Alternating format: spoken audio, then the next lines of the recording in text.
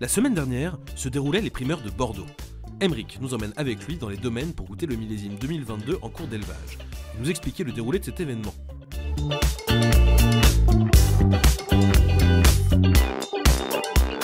Mais au fait, Aymeric, c'est quoi les primeurs de Bordeaux ? La dégustation des primeurs, ça consiste à aller tester, déguster pour la première fois tous les vins de Bordeaux qui sont encore en cours d'élaboration. Donc les vins sont encore en fût, ou viennent d'être mis en fût d'ailleurs, pour certains. Les assemblages viennent d'être décidés et ce sont les premiers échantillons qu'on a l'occasion de goûter alors que le vin est encore dans sa prime jeunesse. Ah, ça y est, j'ai mes premières gougnettes. Donc pourquoi il faut mettre une chemise rose, ça se voit moins. Alors, ici, nous sommes au château Jeanfort à Saint-Émilion. C'est un grand cru classé de très bonne qualité qui a une particularité, c'est qu'il a beaucoup de cabernet franc dans son encépagement. Alors, ici, on peut filmer l'intérieur des cuves. Donc là, on est à nouveau sur des cuves en béton. Assez sympathique. Alors, le béton a beaucoup de propriétés qui sont très appréciées par certains viticulteurs. Il y a un grand débat là-dessus entre le bois, l'inox et le béton. On va dire que le béton a des propriétés poreuses, peut-être d'inertie de chaleur, et puis d'autres propriétés qu'on ne connaît pas. En tout cas, c'est une méthode déjà ancienne et qui revient à la mode. Quels sont les avantages du béton? Tiens, allez-y, c'est le moment. On l'a choisi parce que c'est un matériau naturel, une vraie inertie thermique. Et aujourd'hui, les bétons, comme on les construit maintenant, ne sont plus aussi poreux qu'avant. À une époque, les bétons, on leur reprochait quand même certaines porosités, donc du coup une difficulté pour le nettoyage qu'on n'a plus aujourd'hui dans cette nouvelle génération de béton. Donc on a les avantages qu'on lui connaissait, et puis maintenant on commence à avoir, on n'a plus les inconvénients qu'on lui reprochait. On nous a livré le chai le 4 septembre. Ah on oui. a vinifié le 6. Ouf. Et puis on nous a livré cette partie un mois après, donc on n'y a vinifié que nos cabernets. D'accord. Du béton ovoïde qui fait beaucoup de grands contenants ici, en bois. En plus, il y a des grands contenants en bois. Ah, c'est formidable. Ah oui. On regarde ce qu'on goûte. C'est très intéressant.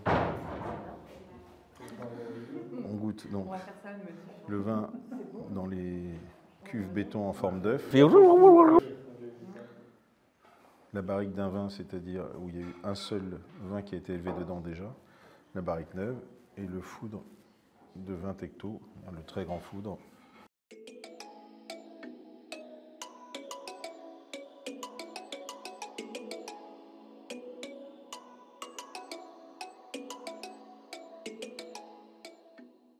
La réalité, c'est ce qui est écrit sur la feuille, mais après, dans notre échantillon primaire, la seule chose sur laquelle on peut jouer, c'est les contenants qu'on vous met. Donc au final, on a mis la réalité. En fonction des jours et de plein de choses, on disait ah oui, la barrique neuve elle monte vraiment bien, la vin elle monte vraiment bien. Mais c'est vrai que d'un jour à l'autre, comme ça change, autant on peut se mettre Martel en tête. Exactement. La structure fondamentale, le fait qu'il y ait beaucoup de tanins, mais sur une année où il y a beaucoup de matière, c'est bien. Ça fait plaisir d'avoir autant de tanins. Et des années qu'on a des tanins souples, des tanins soyeux, c'est merveilleux. Il faut aussi des vins qui s'apprécient jeunes. Là, on a un vin qui, à mon avis, ne va pas s'apprécier avant un bon moment. Donc, je trouve ça très bien. Une fois de temps en temps, il faut quand même un grand millésime de garde. Et ça fait longtemps qu'on n'en a pas eu. Merci. Merci à vous. Hein. Très intéressant. Merci à vous. J'ai laissé mon impair à l'intérieur.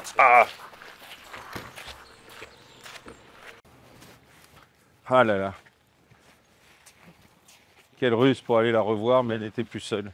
C'était très intéressant de pouvoir déguster le même vin élevé dans des contenants différents, des matières différentes, des volumes différents, et ensuite déguster l'assemblage du tout. On a effectivement cette complexité qui est donnée par les différents contenants. Il y a le chauffeur qui s'énerve là. Après il roule vite et c'est dangereux. D'ailleurs, Aymeric, ça dure combien de temps les primeurs de Bordeaux ? Alors, les dégustations des primeurs durent une semaine officiellement, même 4 jours officiellement.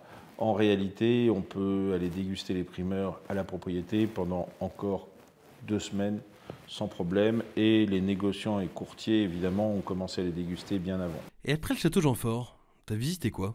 Principalement dans les appellations Pomerol et Saint-Émilion. À Pomerol, On a évidemment fait l'Union des Grands Crus, mais aussi le syndicat des Pomerol, qui est toujours très intéressant, avec quelques petites pépites comme Clos René, Féticliné, Sertan de Mai, qui sont toujours des vins intéressants à déguster. Et à Saint-Émilion, on a également fait l'Union des Grands Crus, on a fait également les Grands Crus classés. Donc on a une vision assez large de l'appellation Saint-Émilion.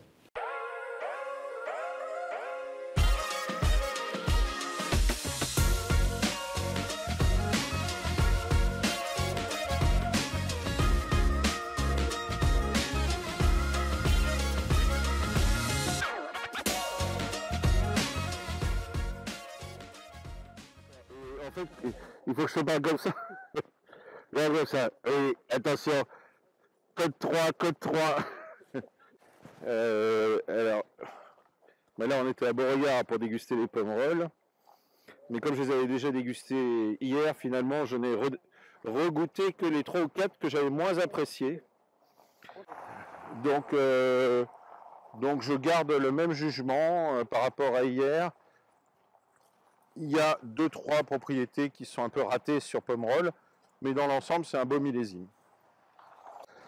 Il y a beaucoup de monde et puis ça fait plaisir de retrouver nos amis chinois qui, depuis 3 ans, évidemment, ne pouvaient plus venir en France, ou difficilement, et qui sont venus en force et en nombre, bien que n'étant plus le pays le plus peuplé de la planète. Les dégustations sont assez difficiles, parce que ça faisait longtemps qu'on n'avait pas retrouvé un millésime occitanique. Et donc, évidemment, dans cette jeunesse, cette prime jeunesse des vins, les millésimes tanniques sont plus difficiles à déguster, on sature très vite. Et il faut une longue pratique pour pouvoir évaluer les vins, malgré cette difficulté supplémentaire.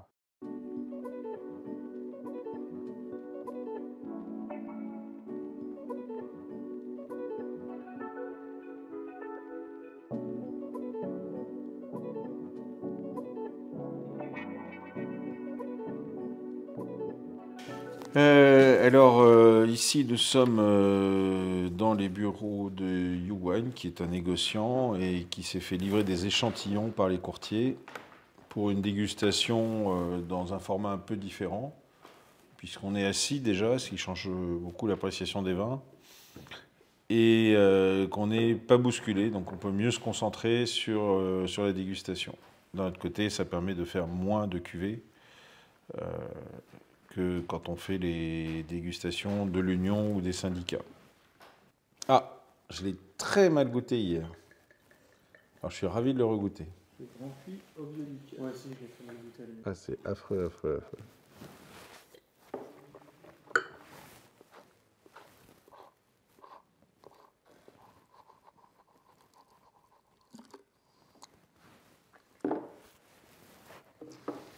Ouais, tu vois, si tu sens ça, c'est comme si tu sentais du jus d'ananas. Ah ouais. C'est absolument épouvantable. C'est la caricature de tout ce qu'il ne faut pas faire dans un vin de Bordeaux. C'est mou. Donc c'est vrai que souvent, un grand défaut des dégustations de primeurs, c'est de ne goûter les vins qu'une seule fois, parce qu'on peut très bien être tombé sur un mauvais échantillon, on peut très bien avoir une mauvaise impression un jour. Et là, le fait de rester une semaine, de pouvoir goûter les échantillons, de pouvoir aller au syndicat, à l'Union, dans les propriétés, ça permet souvent de goûter 2 ou 3 fois le même vin. Donc là, on se fait une idée quand même assez précise de l'échantillon des primeurs. Ça va. Est-ce qu'il y a une grande différence entre les vins que tu as goûtés aujourd'hui et les vins qu'on pourra déguster en bouteille quand ils seront commercialisés? Alors, c'est un petit peu difficile de répondre à cette question dans le sens où, normalement, il n'y a pas de différence. Il peut s'avérer qu'un fût qu'on a écarté au départ, finalement, au cours de son évolution, devienne bien meilleur que ce qu'on en attendait. Et l'inverse est possible aussi également. Évidemment, le château ne va pas se priver de modifier cette petite partie de l'assemblage. Disons que l'assemblage est sûr à 98 ou 19%. Parmi toutes tes dégustations du jour, est-ce que tu as eu des coups de cœur? Oui, on peut dire qu'il y a eu plusieurs coups de cœur aujourd'hui. Il y a eu des coups de cœur dans des vins très simples, dans des vins à tout petit prix, comme la Pomerol, la Rose Figeac par exemple, est une très belle cuvée, Chlorennée aussi. En Saint-Émilion, il y a le château Villemorine qui s'en sort très bien. Il y a Belfond-Belsier également, ça c'est dans les grands crus classés. Dans la catégorie supérieure, Clos Fourté a élaboré une cuvée absolument magnifique. C'est pas très étonnant pour ceux qui connaissent Clos Fourté et qui savent à quel point le terroir est de qualité, mais 2022 est une très belle réussite pour ce château. Et on retrouvera certainement ces vins aux enchères dans 20 ou 30 ans pour mes dernières ventes. Merci à Aymeric de nous avoir emmenés avec toi découvrir les primeurs de Bordeaux. On se revoit très vite pour une nouvelle vidéo. Et d'ici là, rendez-vous sur purple-auctions.com.